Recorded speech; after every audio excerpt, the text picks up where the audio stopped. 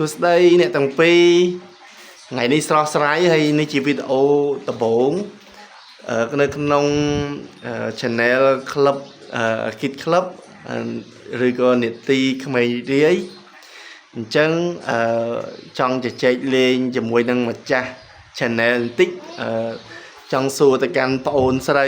ខាងឆ្វេងដៃនិយាយចឹងតើប្អូនស្រីឈ្មោះអីដែរប្អូនអូបងអូនឈ្មោះសម្បូរបញ្ញាពេជ្រ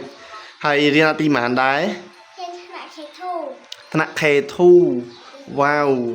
ហើយចុះរៀនភាសាខ្មែរថ្នាក់ទីម៉ានដែរថ្នាក់ទី K2 ថ្នាក់ទី2ប្រាប់គេអញ្ចឹងណាកូនយេហើយរៀនបកាយទេហងៃរៀនបកាយអត់រៀនបកាយតិចអីមានអាតិចទៀតអត់រៀនឲ្យខ្លាំងទេអូមកពីកូនខំប្រឹងលេងខ្លាំងពេកហ៎បានជាលឿនពេកអូខេអរគុណហើយចុះសម្រាប់បងប្រុសខាងស្ដាំដៃវិញតើមានឈ្មោះអ្វីដែរសម្បូរបញ្ញារាជបងឈ្មោះសម្បូរបញ្ញារាជហើយបងសម្បូរបញ្ញារាជសប្ងៃអាយុប៉ុន្មានហើយកូនអាយុ6ឆ្នាំអាយុ6ឆ្នាំហើយមួយដូចជារៀងមមាញឹកខ្លាំងណាស់ពេលដែលខ្ញុំសុភាដូចជាមមាញឹកហ្មងឥឡូវខ្ញុំសុំសួរបន្ថែមតិចទៀតមើលបញ្ញារាជសប្ងៃណាក់ទីម៉ានថ្នាក់ K1 ថ្នាក់ K1 ឬក៏ថ្នាក់ទី1ណាកូនណាអូខេហើយបញ្ញារាជសប្ងៃរៀនបកែទេបកែរៀនបកែចេះអីខ្លះអាចប្រាប់ខ្ញុំតិចបានទេឬប្រាប់បងប្អូនយើងមិត្តភ័ក្តិយើងតិចបានទេថាចេះអីខ្លះឥឡូវថ្ងៃនេះបងប្អូនកូនចេះអីខ្លះប្រាប់ប៉ាមើលប្រាប់បងប្អូនយើងមើលចេះអីគេរៀនថ្នាក់ទី1តើចេះអីខ្លះហើយឥឡូវអ្វីដែលកូនចេះតើកខកូនចេះអស់នៅអូខេអញ្ចឹងសូត្រកខឲ្យ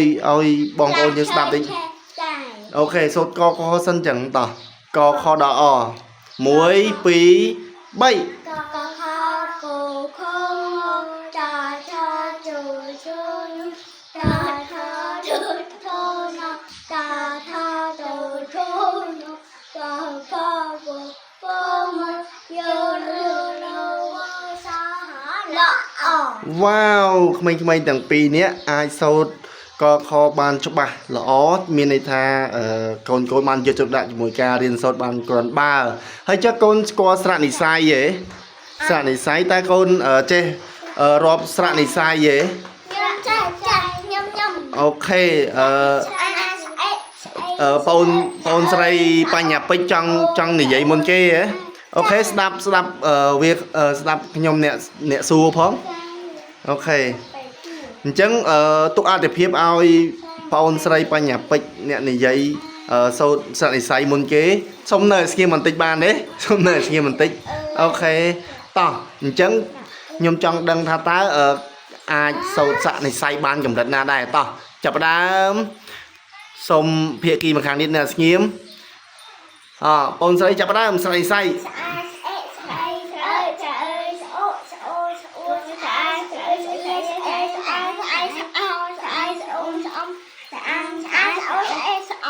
វ៉ាវបងអូនពិតជាពូកែមែនចឹងមានថាការសិក្សារៀនសូត្ររបស់បងអូនគឺបងអូនបានយកចិត្តទុកដាក់អញ្ចឹងនេះជាលទ្ធផលមួយហើយនេះជាវីដេអូដំបូងដែលយើងជជែកគ្នាលេងហើយការសំណេះសំណាលចង់ដឹងពីសមត្ថភាពរបស់បងប្អូនខ្លះហើយវីដេអូបន្តទៀតយើងនឹងមានចំណេះដឹងបន្ថែមថ្មីទៅលើកុមារត្រឹមអាយុ6 7ឆ្នាំឬថ្នាក់ទី1ទី2នេះហើយនេះជាសកម្មភាពសប្បាយរបស់ពួកគាត់ដែលពួកយើងបង្កើត channel នេះឡើងដើម្បីឲ្យកុមារក្មេងៗគាត់បានរីករាយជាមួយនឹងចំណេះដឹងថ្នាក់របស់គាត់ក៏ដូចជាទទួលបាននៅភាពសប្បាយរីករាយផងដែរបាទឃើញស្រាប់ហើយដូចពលអញ្ចឹងបាទគឺដូចក្តាមចាប់ចង្អេអញ្ចឹងចាប់ក្តាមដល់ចង្អេអត់ចូលទេគឺមមាញឹកខ្លាំងមែនតើ អូខេអញ្ចឹងវីដេអូមួយនេះគឺមានប៉ុណ្ណឹងអរគុណបងប្អូនទាំងគ្នាដែលទស្សនាបាយបាយបងប្អូនយើងបាយបាយមិត្តភក្តិយើងកូន គ្នាចាំពេលថ្ងៃក្រោយចាំជួបគ្នាទៀត អូខេបាយបា